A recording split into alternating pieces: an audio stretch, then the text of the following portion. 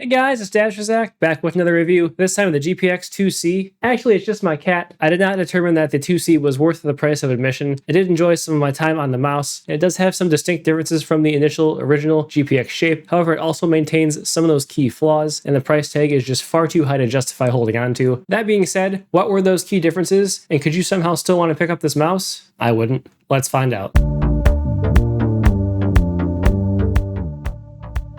So here we have it. The Superlight.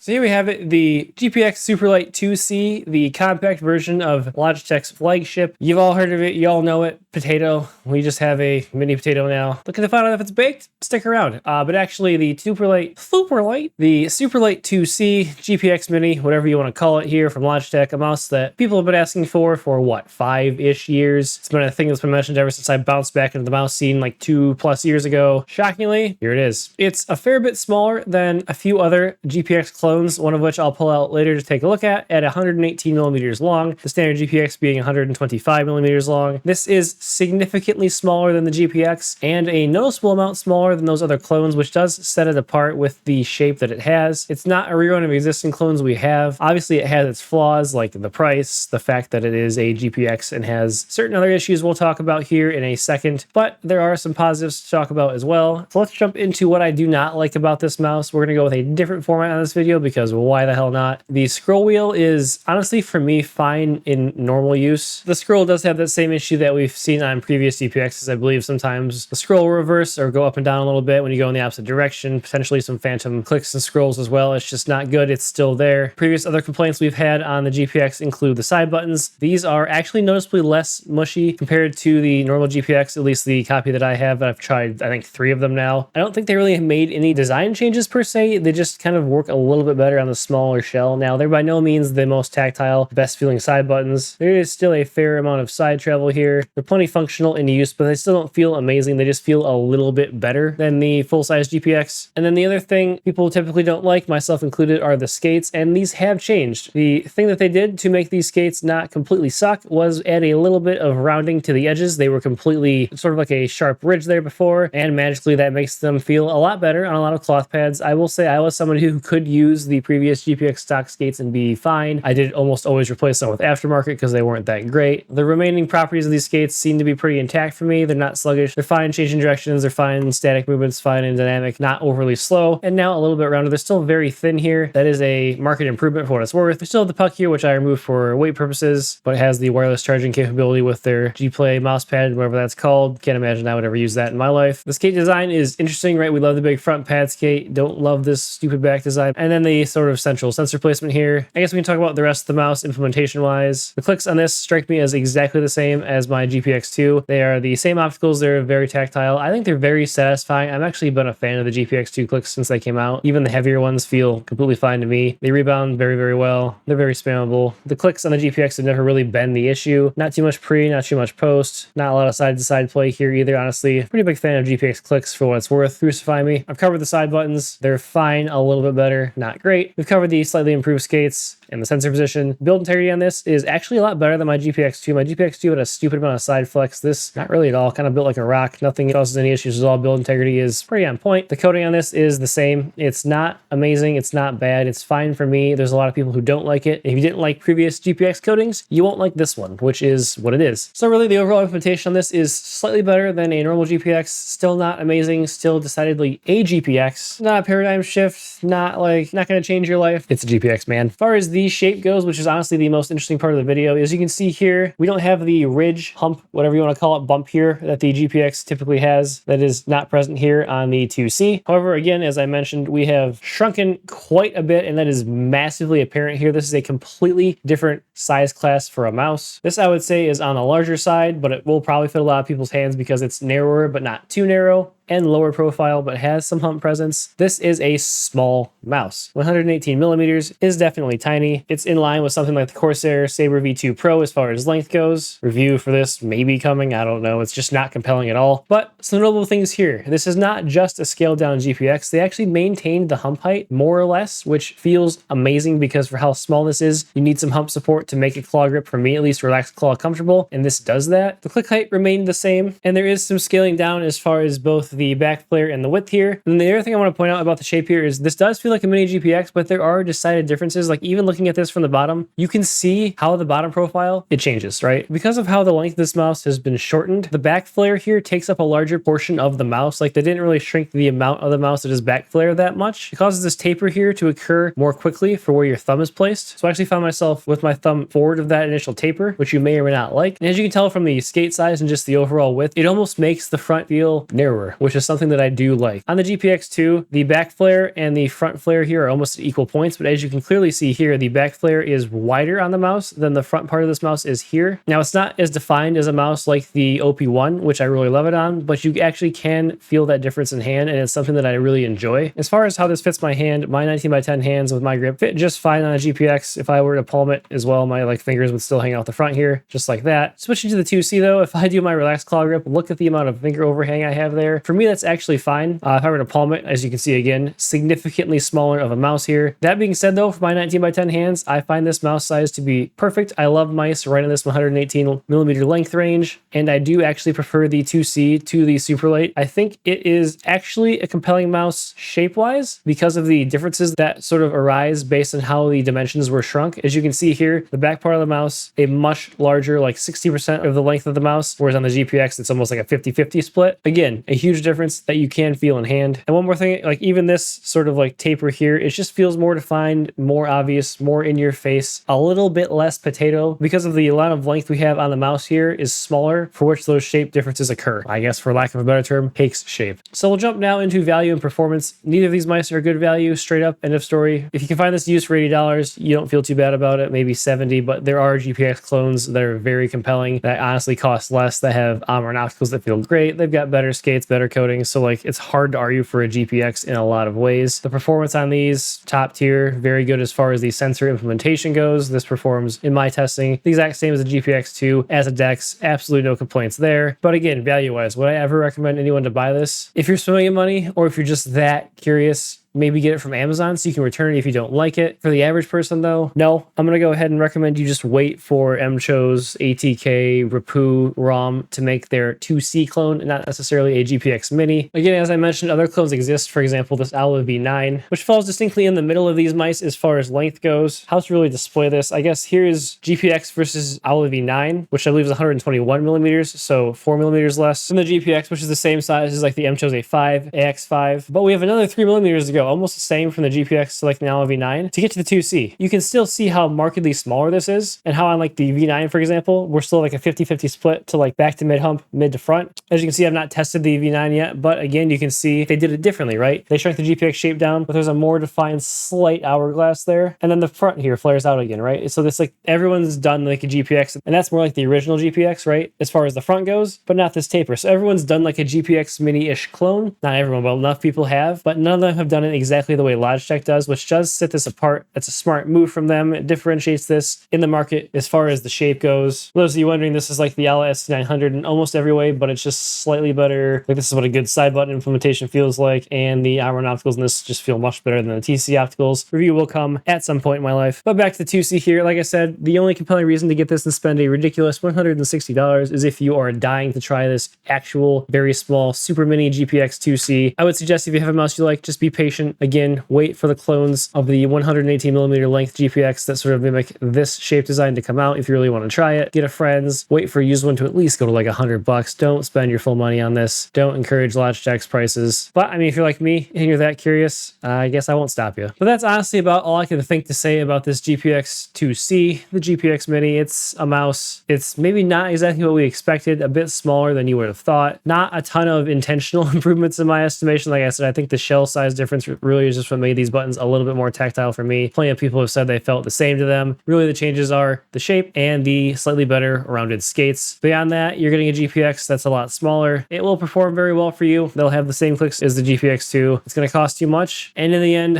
I don't think any of us are really that surprised. Please subscribe and like if you enjoyed the video. You can follow me on X at Dasherzak. Check out the Mousecast podcast. Join up my peripheral Discord, and with that, we'll see you.